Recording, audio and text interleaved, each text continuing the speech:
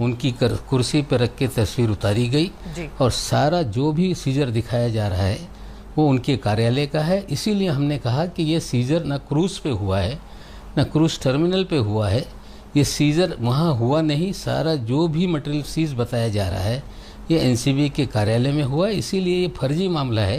ये सवाल हमने उठाए लेकिन इस पर कोई जवाब एनसीबी की तरफ से नहीं आ रहा है। दूसरा, हमने कहा गया कि 8 से 10 लोग गिरफ्तार किए गए। वेग स्टेटमेंट एक अधिकारी देता है। हमने दिखाया कि 3 लोगों को और गिरफ्तार किया गया था, जो मोहित कंबोज के साले साहब हैं, ऋषभ सचदेवा, इमरान फर्नीचर, आमिर फर्नीचर वाला और प्रतीक गाबा।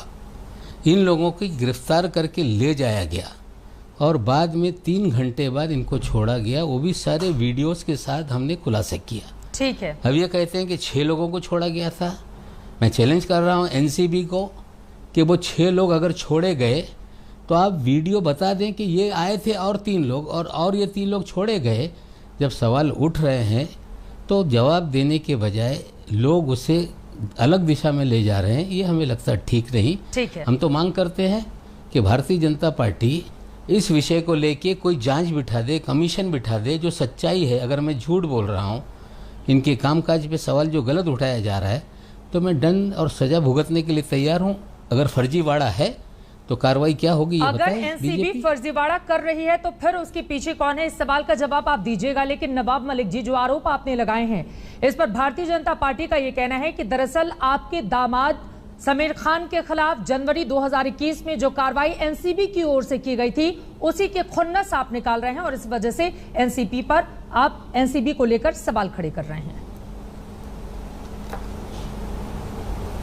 देखिए, रिया चक्रवर्ती के गिरफ्तारी के बाद से हम ये कह रहे थे कि पब्लिसिटी के लिए इस तरह से कार्रवाई जो हो रही है, ये पब्लिसिटी उसका मूल कारण है।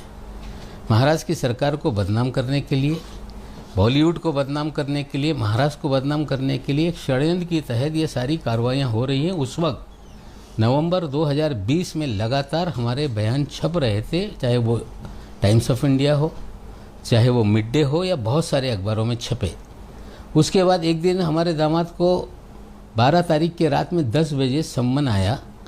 सुबह 9:45 बजे वो पहुंच गए। सारा कैमरा लगा था, खबरें चलने लगी कि नवाब मलिक के दामाद को सम्मन आया। शाम होते होते 27 से लगा दिया गया। मुझसे पत्रकारों ने पूछा, मैंने कहा कि कानून से बड़ा कोई नहीं, कानून अपना काम करेगा। न्याय व्यवस्था में हमें पूरा विश्वास है और हमने न्यायालयीन लड़ाई लड़ी है, उसे जमानत मिली है। यही फर्जीवाड़ा हमने न्यायालय के सामने रखा है।